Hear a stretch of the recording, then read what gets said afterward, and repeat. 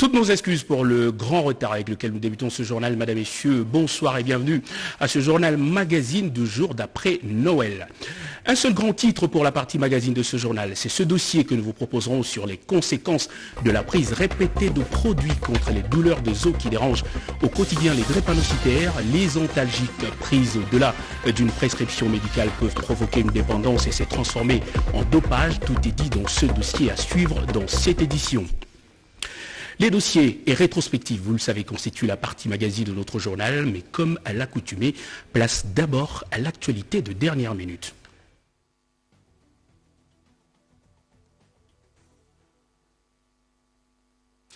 Encore une fois, bienvenue, Madame, Messieurs, à cette édition du journal. On en sait un peu plus sur l'attaque terroriste islamiste du soir de Noël à Béni.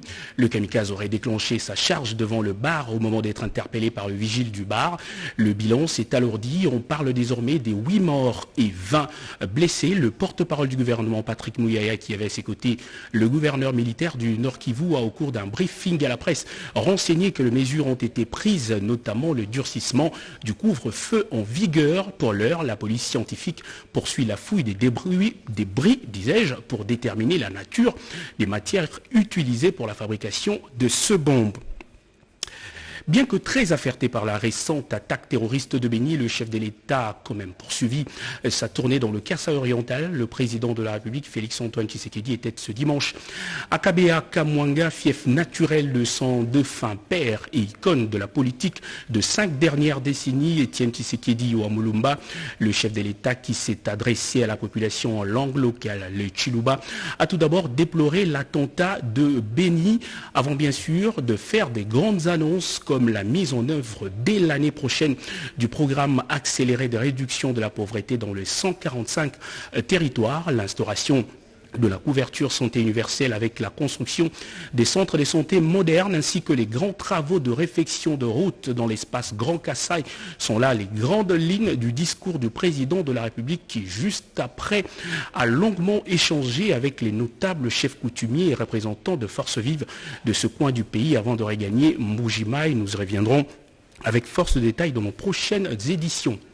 Le chef de l'État a donc célébré la fête de nativité dans le Kasaï oriental, une journée qu'il a voulu particulière aux côtés des orphelins. Félix-Antoine Tshisekedi Tshilombo et son épouse ont partagé un repas de cœur avec ses enfants, un moment de forte émotion comme nous le décrit ce reportage.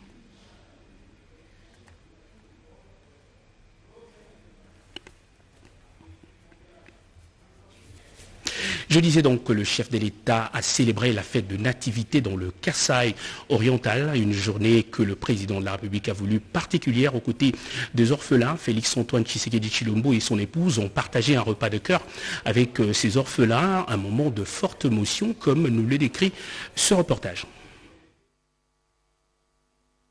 Pour sa deuxième apparition en public après son grand retour vendredi sur la terre de ses ancêtres, le président de la République a choisi une fois de plus la marche à pied pour mieux communier avec cette population de Mbuji-Mayi.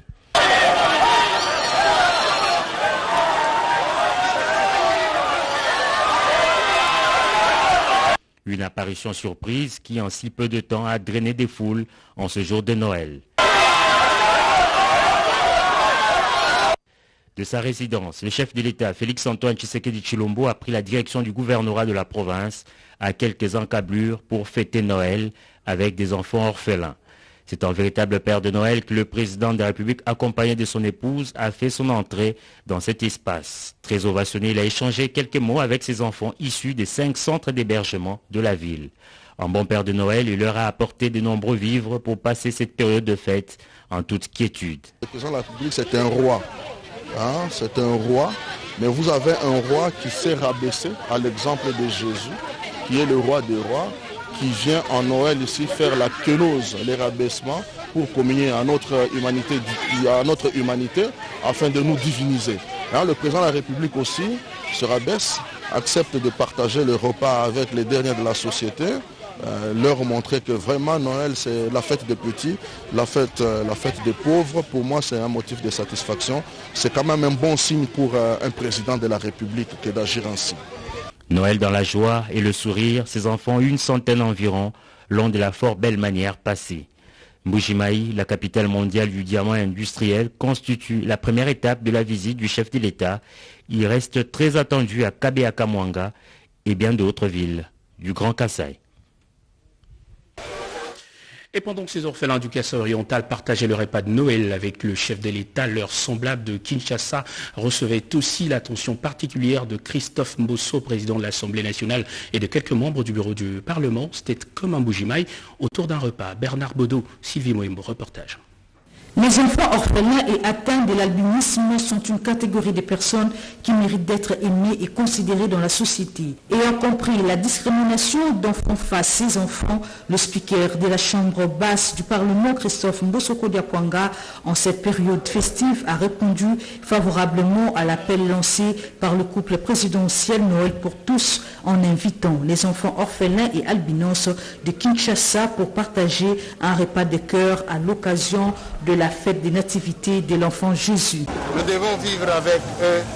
Ils doivent partager cette joie de la naissance du Christ en famille. Vous savez, la vie devient difficile.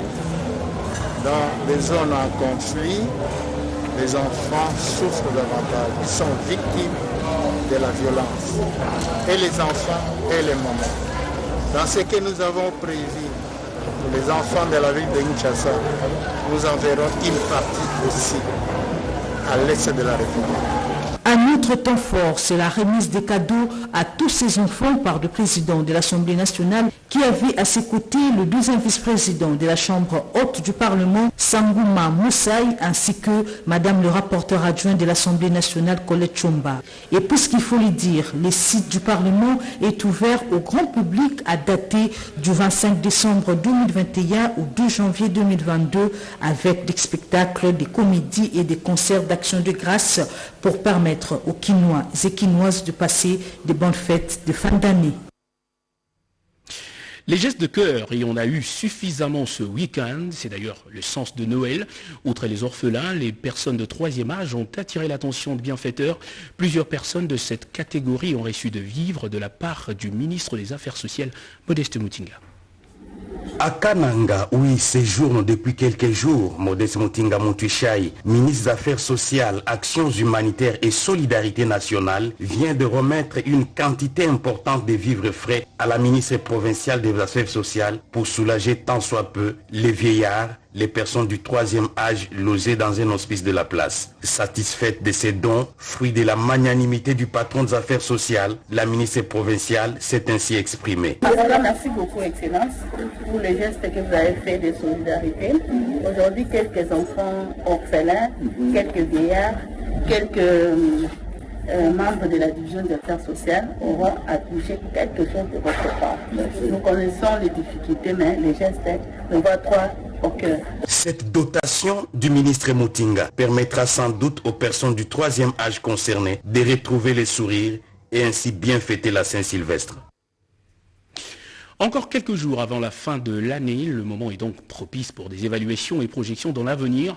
Pour l'une de rares fois en public, le directeur de cabinet du chef de l'État, Guilain Nyembo, s'est exprimé pour présenter ses vœux au chef de l'État et à ses collaborateurs. Il appelle chaque Congolais, suivant ses tâches, à aider le président de la République à accomplir sa mission. Pardon de sourire au milieu de toutes les urgences de la République. C'est ici l'occasion pour moi de vous remercier pour cette année. Et surtout de dire à chacun combien il est important dans le dispositif que nous avons ici à la présidence de la République pour servir celui qui nous a choisi un à un pour la cause de notre République. Pour cette année qui va débuter 2022, je souhaite à chacun d'entre vous une année de paix, d'excellence, et surtout de plus d'engagement au service de notre peuple. Nous avons une pensée particulière aux familles de nos collègues que nous avons perdu cette année, qui a été une année difficile. Et nous voulons que chacun d'entre nous puisse avoir une pensée positive à leur égard. Nous voulons... C'était l'une des figures de la lutte contre l'apartheid en Afrique du Sud et l'un des militants de droits de l'homme les plus connus en Afrique. Desmond Tutu est décédé ce dimanche au Cap en Afrique du Sud. Cet ancien archevêque anglican et prix Nobel de la paix en 1984 s'est éteint à l'âge de 90 ans.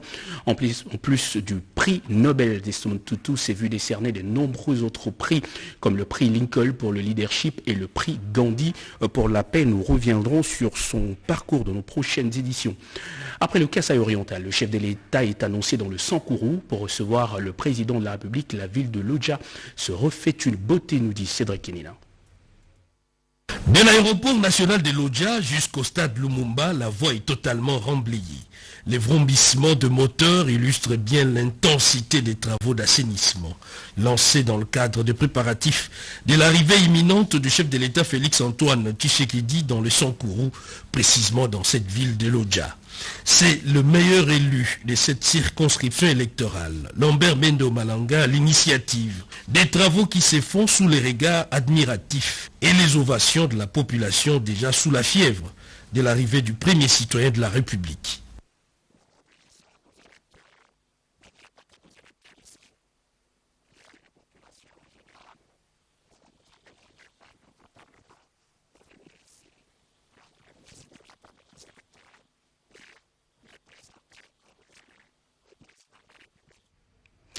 Toutes nos excuses pour la qualité de ce reportage, nous y reviendrons. La conférence des gouverneurs, la 8e session du genre, a vécu à Kinshasa cette semaine. Le chef de l'État qui a présidé ce travaux a, vous le savez, pris l'avion juste après pour le Kasaï oriental où il séjourne encore. Le message de vœux du couple présidentiel a également fait l'actualité du président de la République au courant de la semaine. En voici un résumé signé Pierre Kibambeso Moïsa. Le Palais de la Nation a accueilli du 22 au 23 décembre 2021 le gouverneur de province venus tous participer à la 8e session de leur conférence placée sous le thème « La stabilité dans la gouvernance des provinces, gage de la réussite du programme de développement communautaire, la base de 145 territoires ». Le président de la République, Félix-Antoine Tshisekedi Tshilombo, les a accompagnés. Il a présidé les cérémonies d'ouverture et de clôture de leurs assises. Dans son allocution de la fin de la conférence, le chef de l'État a invité les ministres des Finances et du Budget en concertation avec le vice-premier ministre, ministre de l'Intérieur et son collègue de la fonction publique à présenter au gouvernement dans les meilleurs délais les nouveaux programmes de gouvernance en milieu rural. Pour le chef de l'État, la 8e session de la conférence des gouverneurs de province devrait plus tenir à la rituelle institutionnelle et être une occasion non seulement de faire une évaluation objective en matière de gouvernance de province, mais aussi d'envisager de nouvelles perspectives de gouvernance pour de bons résultats. Mbujimaï était en ébullition ce vendredi 24 décembre 2022 à l'arrivée du président de la République Félix-Antoine Tshisekedi Tshilombo, qu'accompagnait son épouse, la première dame, Denise Nyakeru Tshisekedi, dans la capitale diamantifère au Kasaï oriental. L'aéroport de Bipemba et tout le parcours du cortège présidentiel étaient noirs de monde. À la tribune érigée à la place Kachala Bonzola, le président de la République a eu des mots justes pour saluer et remercier la population combattante du Kasaï oriental qui a mené la lutte pour la démocratie et l'alternance en République démocratique du Congo. Il n'a jamais oublié cette province. Comme tout le reste du pays, le chef de l'État a dit connaître les problèmes cruciaux du Kasaï oriental confronté notamment aux difficultés d'approvisionnement en eau et en électricité et des routes ainsi qu'à la relance de l'Amiba. Mbujimaï est la première étape de cette première visite officielle du président de la République au centre du pays, visite qui va le conduire dans d'autres contrées du Grand Kasaï. Le 25 décembre 2021, célébration de la fête de Noël, s'acheminant vers la fin de l'année, période qui rappelle les valeurs fondamentales de la vie, celles de partage, d'entraide, de solidarité et de la foi en un lendemain meilleur. Le président de la République et la première dame Denise Nyakeru Tshisekedi ont adressé un message à la nation. L'événement intervenant dans un contexte particulier, celui de la pandémie de Covid-19, qui perturbe la nation, le couple présidentiel a présenté ses condoléances à toutes les familles affectées par la perte d'un être cher. Le couple présidentiel a recommandé vivement l'application stricte de la distanciation et de toutes les autres mesures barrières à la Covid-19. Outre cette pandémie, il a été également déploré les conflits persistants et des catastrophes naturelles, les cas notamment de l'éruption volcanique du Nyiragongo à Goma et les inondations d'Uvira ayant aussi perturbé l'équilibre familial et communautaire. Les pensées du couple présidentiel sont allées aussi à l'endroit de tous les déplacés internes qui, contre leur gré, ont passé la Noël loin de leurs proches ou dans un cadre de vie auquel ils n'aspirent. Une pensée pieuse également à toutes les victimes des tragiques naufrages de la Mongala et du Maïndombe. Motif de joie cependant pour les compatriotes des localités de Fataki, Libri et Nyangara en territoire de Djougou qui ont célébré librement la Noël grâce à l'effort des vaillants éléments des forces de défense et de sécurité. Une occasion, a dit le chef de l'État, commandant suprême des forces armées de la RDC, de renouveler nos hommages aux militaires tombés armes à la main en quête du rétablissement de la paix sur le territoire national et aux nombreux citoyens victimes de la barbarie terroriste d'un petit groupe ennemi de l'amour et la concorde nationale. Le couple présidentiel n'a pas non plus oublié le personnel médical qui vient d'éradiquer la 13e épidémie d'Ebola dans le Nord Kivu et qui expose sa vie pour sauver la nôtre contre la Covid-19. Le message se clôture par un vibrant appel à la solidarité nationale et au travail au cours de la nouvelle année 2022. Plusieurs dizaines de sujets d'actualité sont passés par notre rédaction cette semaine. Si vous avez manqué un détail sur l'un d'entre eux, voici un recap en 5 minutes. La semaine qui s'achève s'est révélée riche en actualité. La ville de Goma s'est réveillée avec des avenues et grandes artères barricadées par les jeunes qui expriment leur mécontentement d'une présence supposée de la police rwandaise sur le sol congolais. Un briefing se tient à Kinshasa pour expliquer la situation. Le ministre de la Communication et Médias Patrick Mouyaya, le colonel Mwanamputu, porte-parole de la police nationale congolaise, et le général Léon Kassunga, porte-parole des FARDC, ont donné les éclaircissements qu'il fallait aux journalistes. Le week-end précédent avait été dominé par la mort d'Olivier Mpunga suite à la torture subie dans les locaux des services spéciaux de la police nationale congolaise. Le colonel Mopepe et compagnie étaient sur les bancs des accusés devant la haute cour militaire. Dans la semaine, c'était aussi cette ronde du ministre d'État, ministre des Infrastructures Alexis Guizaro sur les différents chantiers de la ville de Kinshasa. La première dame Denise Nyakiro Tshisekedi, à travers la fondation qui porte son nom, et dans le cadre du programme Excellentiel Littérature première édition, a procédé à la remise des prix aux lauréats de cette première édition. À Nitori, quelques véhicules volés à Aru ont été récupérés par les forces armées de la République démocratique du Congo. Dans le Nord Kivu, il y a encore ce crash de l'avion de la compagnie Malo Aviation, un aéronef qui partait de Goma vers Chabunda, s'est écrasé avant la destination et des pertes en vies humaines ont été enregistrées. À Banalia, dans la province de la Chopo, l'épidémie de la méningite est officiellement terminée. Le ministre de la Santé publique, Hygiène et Prévention l'a déclaré au courant de la semaine. Commencée depuis le 15 septembre dernier, la session budgétaire au Parlement a été clôturée. Au Sénat, Modeste Bahati Lukwebo a dans son discours de clôture révisité tous les secteurs de la vie nationale, saluant au passage la mutualisation des efforts entre les FARDC et les UPDF. À l'Assemblée nationale, le président Christophe Mbosoko Diapwanga, empruntant le même chemin pour retracer la vie de la nation ces 3 derniers mois, il s'est félicité pour l'entérinement des 3 derniers membres de l'opposition au bureau de la Commission électorale nationale indépendante.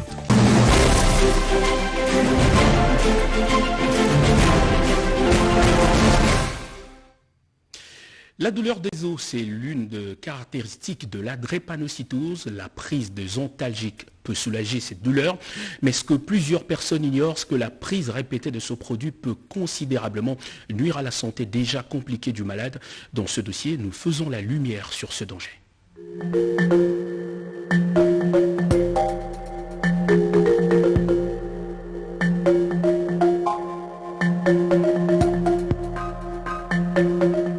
Dans l'intimité d'un drépanocytaire, les douleurs des os sont des sensations génériques qui surgissent régulièrement et de manière inattendue. Elle est caractérisée en fait par des douleurs que les malades appellent d'ailleurs crise. La douleur, ça, c'est la chose qui fait de cette maladie une maladie de la souffrance et qu'il faut nécessairement soulager. Les parents et proches des enfants anémiques vivent au quotidien de scènes de pleurs parfois difficiles à contenir.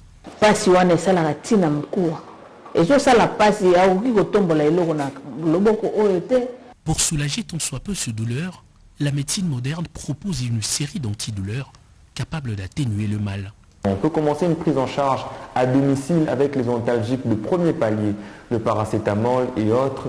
Et dès que la douleur nécessite une hospitalisation, le patient doit venir à l'hôpital pour une prise en charge adéquate de deuxième palier ou troisième palier.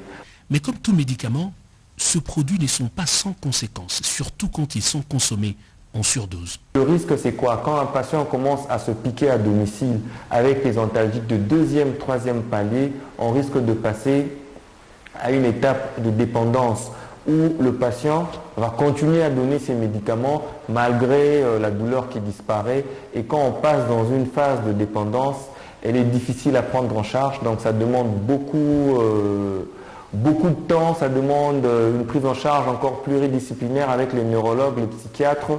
La fondation Denis Nyakero Tshisekedi se penche depuis un temps sur cette pathologie et facilite la prise en charge de plusieurs drépanocytaires en situation difficile, comme Josué et Grace, opérés il y a quelques années, ou encore Ketia, qui suivent de soins en permanence au centre Moncolé. Oui, pour expliciter un peu le cas de Mwanza, c'est une patiente drépanocytaire que la fondation nous a envoyée pour bénéficier d'une bonne prise en charge. Donc du coup, la fondation de la Première Dame s'est engagée à tout payer au centre hospitalier Moncolé pour que Mwanza recouvre sa bonne santé. Donc c'est une patiente chez qui la fondation a mis les moyens pour qu'elle soit prise en charge à Moncolé matin, midi, soir quand elle en a besoin. Les médicaments, les interventions que ça demande, et la fondation paye au centre hospitalier Moncolé. Le suivi permet aux médecins de la fondation d'éviter à leurs malades une certaine dépendance aux produits contre les douleurs, mais pas toujours. Certaines familles mettent leurs enfants pris en charge en difficulté en les gardant à la maison et les offrant de produits au rythme d'un dopage pour calmer la douleur. Une pratique dangereuse qui tue le patient à petit feu. Il y a aussi une prise en charge où elle doit venir dans ses rendez-vous. Donc on a un rendez-vous dans l'unité d'hémato-drépa où les patients viennent en fonction de leurs complications, en fonction de leur état, soit chaque 1 mois, soit chaque 2 mois, soit chaque 3 mois. La fondation Denis Nyakero Tshisekedi joue sa partition dans sa générosité, mais ne peut pas surplanter la famille ou le drépanocytaire auquel le minimum d'efforts demandé est de se rendre disponible pour l'hôpital et respecter les avis de médecins. Mais ce qui est sûr, Mwanza a bénéficié déjà d'une prise en charge dans cet hôpital et continue à bénéficier de cette prise en charge. Donc la Première Dame a déjà eu à payer, à signer que c'est une patiente qui doit être prise en charge au centre hospitalier Moncolé. La drépanocytose demeure à ce jour un mal évitable.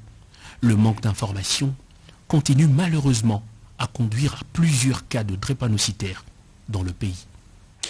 On revient à présent sur d'autres sujets d'actualité. Depuis l'arrivée du chef de l'État dans le Kasaï oriental, la question de traitement et production des mines a refait surface. Les regards sont tournés vers le centre d'expertise, d'évaluation et de certification de substances minérales précieuses et semi-précieuses. Comment intervient-il dans ce secteur? Nadine Fotouka fait la lumière sur le CEEC.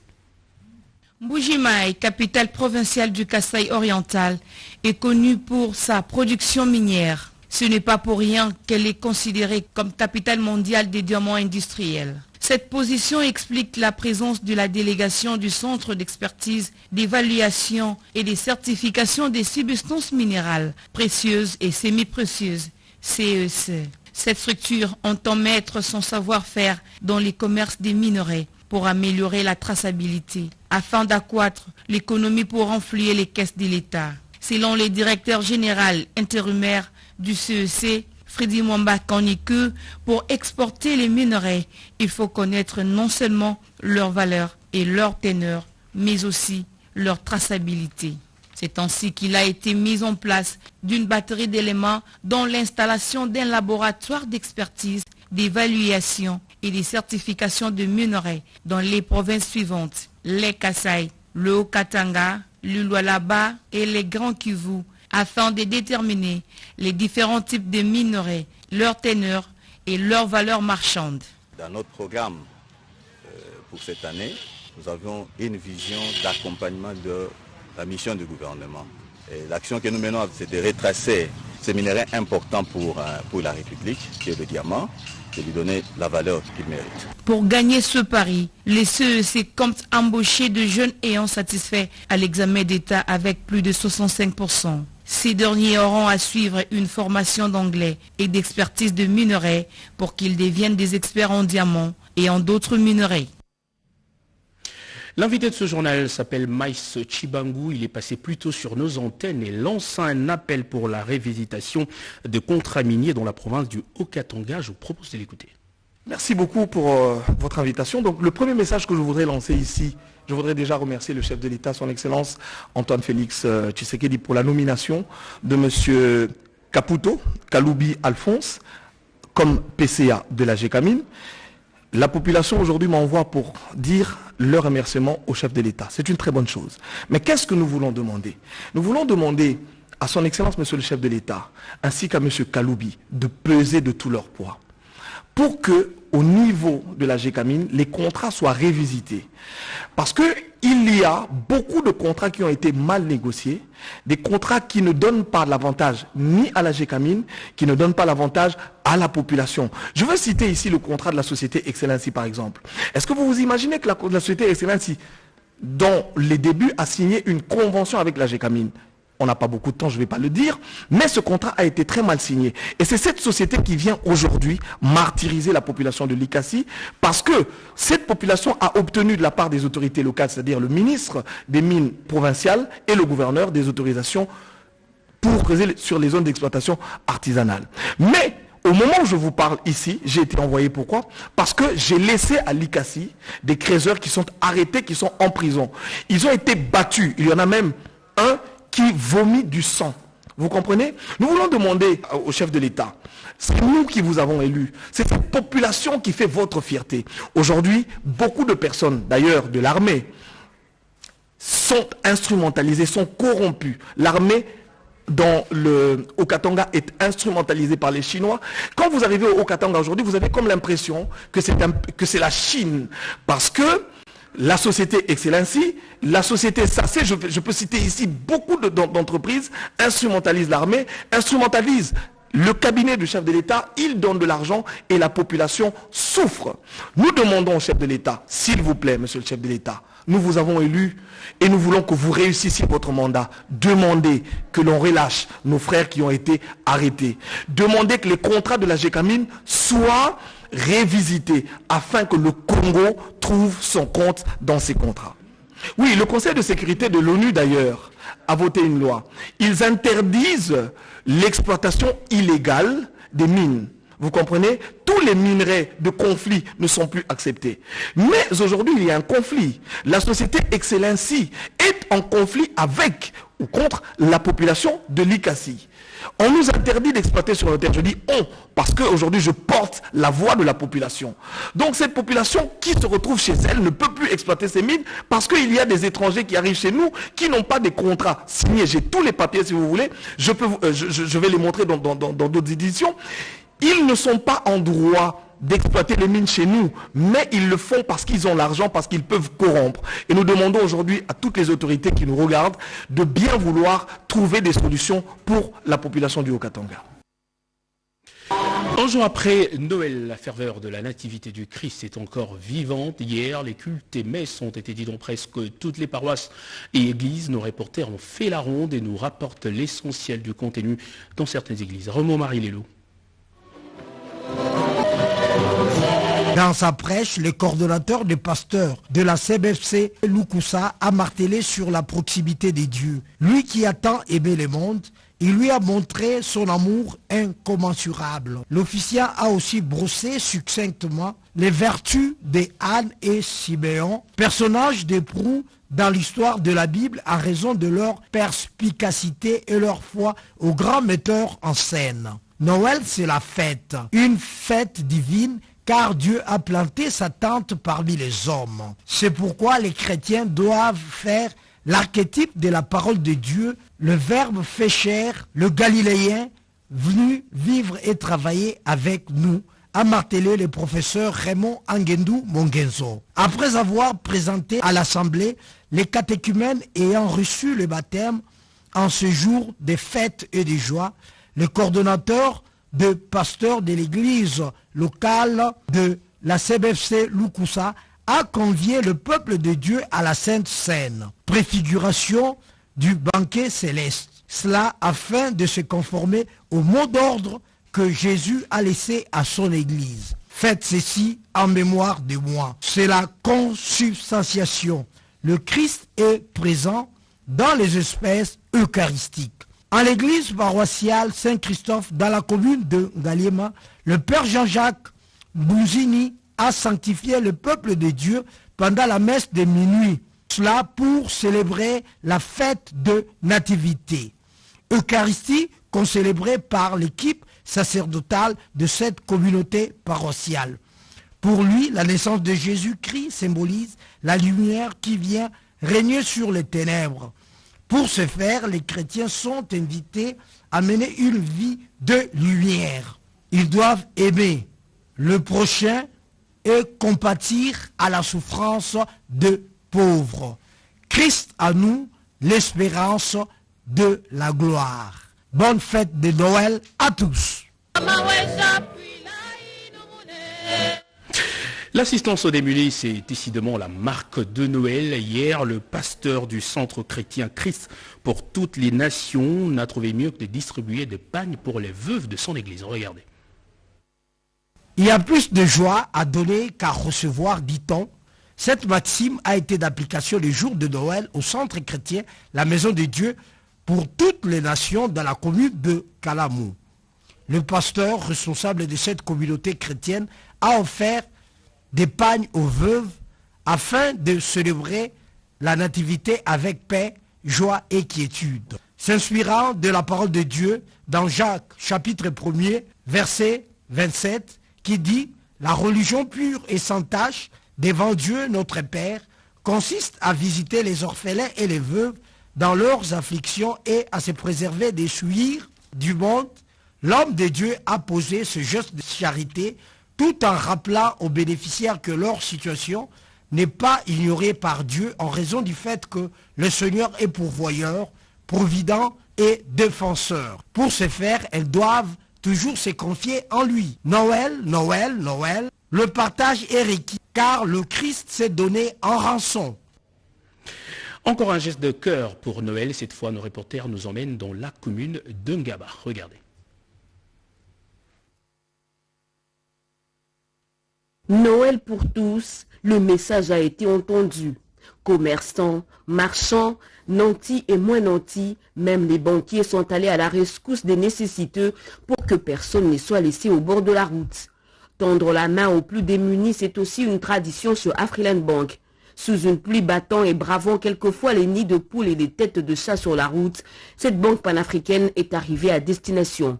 D'abord à l'orphelinat Samarche à Limeti, des vivres et non-vivres, au moins pour 3 mois de provisions, ont été distribués pour le bonheur des internés. Même ambiance à l'orphelinat Pauline Albinos dans la commune d'Ongaba, où sont internés une centaine d'enfants albinos. Bouna, à Barumbu aussi, a bénéficié du programme Action sociale d'Afriland, un motif de satisfaction pour les responsables de l'orphelinat. J'appelle votre banque l'infatigable banque. Chaque année, ils pensent à nos orphelins. Et quand ils viennent, tout le quartier sent que vous êtes venus. Pour nous, vous êtes le numéro 1 parmi les banques ici. Madame Julie Suelé, directrice de la communication, explique. Afriland n'a pas dérogé à sa traditionnelle action sociale, qui est une activité caritative, presque un programme établi par la banque. Nous voulons que ces enfants qui vivent dans les orphelinats puissent profiter de ces instants comme nos propres enfants en famille. Comme l'a souhaité la première dame, avec Noël pour tous, le sourire peut être partagé pendant cette période de fête de fin d'année. Un simple geste peut réchauffer le cœur de plusieurs. L'antenne provinciale de la Croix-Rouge Kinshasa a tenu ce week-end son assemblée générale, des assises qui viennent donc baliser le futur pour l'année 2022 qui s'annonce. Reportage. Dans le cadre des attributions qui lui sont conférées et conformément à la mission lui dévolue, le comité provincial de la Croix-Rouge, sous la conduite de son président, avec le président de 24 comités délégués, a procédé au cours de ces assises par diagnostiquer les différentes activités réalisées au cours de 2 années 2020 et 2021, lesquelles vécues dans un contexte particulier de la résurgence de la pandémie de la COVID-19 et de la propagation de l'actuel variant Omicron. Prenant la parole à la cérémonie d'ouverture, le président national de la Croix-Rouge, Grégoire Matesso, a rappelé à l'assistance des obligations statutaires et a encouragé les participants. Un regain de succès a été révélé par le président de la branche de Kinshasa. Quant à la tournée effectuée par les comités provinciaux, celui-ci est perceptible à travers le nombre de volontaires sécuristes recensés, le fonds mobilisé pour la construction de l'hôpital humanitaire et des urgences. Il y a eu la remise même de coupes, une grande activité de collecte de fonds pour la construction de l'hôpital humanitaire. Nous avons projeté maintenant le mois de mars. Ce sera la 2e étape que nous allons encore répartir pour la collecte de fonds. Je souhaite les vœux les meilleurs, de bonheur, de prospérité et de longévité pour tous les volontaires et cadres de la Croix-Rouge Vie Province de Kinshasa. Certains cadres et volontaires de la Croix-Rouge ont reçu à l'ordre utile les trophées et les encouragements du comité provincial de la Croix-Rouge ville de Kinshasa suite à leur contribution à l'effort de la construction de l'hôpital humanitaire et des urgences, à l'adoption et à l'approbation des textes et documents du travail à leur portée et fixé le mois de novembre 2022 la tenue de la prochaine Assemblée générale ordinaire provinciale. Un autre acte de générosité enregistré par notre rédaction, c'est donc celui posé le jour de Noël à l'orphelinat Sémaphore. José Baïtombo nous propose ces images et commentaires. Offrir le sourire aux plus démunis, c'est le geste que vient d'opposer cette femme d'affaires, Clarisse Moukalakadima, à l'orphelinat Sémaphore, situé dans la commune de Selembao à Kinshasa. Les heureux bénéficiaires de cette cargaison remplie de vivres et non-vivres, notamment de sacs de riz, de semoule, des bidons d'huile et autres, ont exprimé leur joie. Ils ont également remercié la bienfaitrice pour ses gestes de solidarité. Le secrétaire général de cet orphelinat a profité par la magie du temps actuel pour solliciter la bienveillance de bonne volonté pour ces enfants qui vivent dans des conditions précaires. Sémapa, qui héberge 94 orphelinats, a besoin de ce genre de gestes pour pouvoir subvenir aux besoins de ses pensionnaires. J'en profite à lancer ce message à ces gens qui sont richement bénis, mais qui ne savent pas de quelle manière se pencher. Moi, je leur conseillerais à aider les orphelins, car il y a un lieu bon à investir dans le champ de Dieu. Fabrice Yembo, natif de Moamba, lui, est allé à la rencontre de personnes vivant avec handicap de la commune d'Engaba. Dans sa gibecière, de vivres et une enveloppe pour donner de la saveur à la fête de Noël. Un accueil chaleureux lui a été réservé non seulement par les coordonnateurs de l'ONG Anga, Jean-Marie Mboma, mais aussi des mamans et jeunes qui ont reçu des cartons de piodis, de sacs de riz et autres. Ces derniers ne sont pas restés sans voix face à une telle générosité qu'ils qualifient de main du ciel. On ne néglige pas la source qui t'a donné vie, dit-on. Fabrice Yembo s'est toujours montré attaché à son Moamba natal et continuera d'œuvrer pour l'épanouissement de son district. La naissance de Jésus représente aussi une génération, un espoir et un salut. Le député national Élisée Ntamboué a lui aussi posé un geste de bienfaisance et de générosité. C'était en faveur de personnes vivant avec handicap, veuves et orphelins. Rodépanda. Une ambiance particulière vendredi 24 décembre, à la veille de la Noël. près de 45 associations de personnes vivant avec handicap ont retrouvé la joie et le sourire avec les dons de vivres et non-vivres que le député national Eliezer Ntambwem leur a apporté. Le coordonnateur de l'association Pesa Moninga Sourire a assuré la supervision de la distribution de ces cadeaux de Noël. Lui de Kinshasa, Eliezer Ntambwem, avait aussi un message de réconfort à leur transmettre. Pesa Moninga Sourire.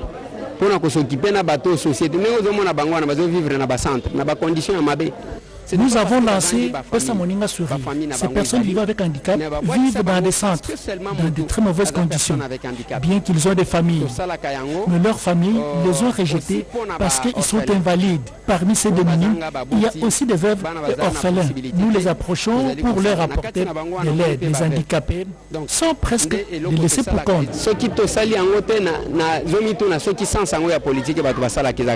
L'essence de la politique, ce n'est pas de leur donner des poulots, mais plutôt leur apporter assistance et une très bonne prise en charge. Ces gestes de partage en cette période de nativité et de festivités vaut un signe d'amour et procurent de la satisfaction auprès des bénéficiaires. Ils ont exprimé leur gratitude envers leurs bienfaiteurs. Dans sa politique, Eliezer Ntambwem vient avec un nouveau credo. C'est faire le pouvoir de l'amour et non l'amour du pouvoir. Cette action de bienfaisance et de bonnes habitudes va se poursuivre en faveur de démunis à travers toutes les communes de Kinshasa, a promis Eliezer Ntambwem. On parle politique à présent avec l'Union pour la démocratie et le progrès social et UDPS qui a tenu une matinée dernièrement sur les enjeux politiques de l'heure. C'était à Kinshasa. Images et commentaires. Inauguré le 21 juillet 2019 par le secrétaire général Augustin Kabouya Mwanabouté, la section maire délimitée située sur l'avenue Saint-Christophe, à la première rue du parti présidentiel L'Union pour la démocratie et le progrès social, comptait au départ 10 cellules. Aujourd'hui, grâce au travail remarquable du président sectionnaire Kelly Kayeya, basé sur la mobilisation et implantation, cette section des l'UDPS compte à son sein plus de 30 cellules, estimées à 5000 membres. Kelly Kayeya explique l'importance de cette matinée. Aujourd'hui, le parti a repris sa forme grâce au dynamisme de la base que nous sommes et à la perspicacité de notre secrétaire général que nous citons Augustin Kabouya Mwanabouta. Nous tenons à tous les hauts cadres du parti pour vos encouragements et vos soutiens tant moraux que spirituels pour la bonne marche de cette section en tant que section pilote de notre parti. La section maire délimitée promet de mettre toute la batterie en marche pour participer significativement au leadership visionnaire du parti par l'honorable président ad intérim Jean-Marc Abounda Kaboun, exécuté et par le secrétaire général afin de redonner le deuxième mandat au chef de l'État Félix Antoine Tshisekedi, tout en lui offrant une majorité écrasante tant au Parlement qu'aux assemblées provinciales. Et dans le Kassai oriental, les notabilités et populations saluent donc la décision du chef de l'État et appellent à faire la lumière sur les cas du dossier Sassim qui exploite illégalement le gisement de la MIBA sans contrepartie pour la population. Redépendant nous donne des détails dans ce reportage.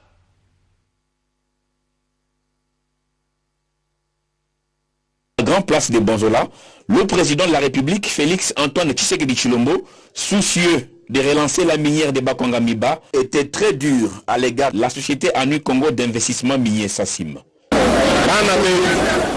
Je convoquais à Kinshasa les responsables de Sassim. Je leur ai tiré les oreilles, je leur ai dit que ceux que vous faites souffrir et que vous volez, ce sont mes frères, mes électeurs même. J'irai moi-même sur place, voir ce qu'ils ont fait. Je voudrais voir clair dans les dossiers Sassim. La Sassim, c'est cette société qui exploite depuis 2013 les gisements diamantifères de Chiboué en territoire de Miabi dans les carrés miniers de la Miba pour un partenariat à part égale entre la Chine et la RDC. Seulement, a toujours dénoncé le député national Eric Ngalola Ilunga dans ses différentes sorties médiatiques, l'exploitation des diamants par la Sassim ne profite qu'aux Chinois. On constate, depuis qu'ils se sont installés chez nous, au Kassai oriental, l'accord qui lie l'État congolais à la partie chinoise avait prévu un bon nombre de choses qu'il fallait réaliser. Autour de cette zone d'exploitation, il y a une misère noire des autochtones. Cette société n'a construit aucune infrastructure scolaire, sanitaire ou routière au bénéfice de la population locale. Tout ce qui l'intéresse, c'est l'exploitation et l'exportation des diamants en ignorant les droits locaux. On ne peut pas faire un pillage ou exploiter les richesses de cette manière-là. La notabilité et la population du Kasaï oriental ont salué cette position ferme du président de la République vis-à-vis de la SACIM. Un communiqué, un message de vœux avant de boucler complètement cette édition de journal. Le communiqué est celui de la Direction Générale de Fonds Forestiers National, concerne déménagement de bureaux. Messieurs l'administrateur directeur général du Fonds Forestier National FFN informe toute personne physique ou morale désireuse d'entrer en contact avec ces services que depuis le mardi 15 décembre 2021, le FFN a déménagé vers ses nouveaux bureaux localisés à l'adresse suivante. Numéro 6, avenue Marinelle, quartier Les Méras, commune de la Gombe, référence Sofidé. Téléphone 04 25 0061 120 090 40 17 76 5. Café à Kinshasa le 22 décembre 2021. Le directeur général Honoré Moulumba Kalala.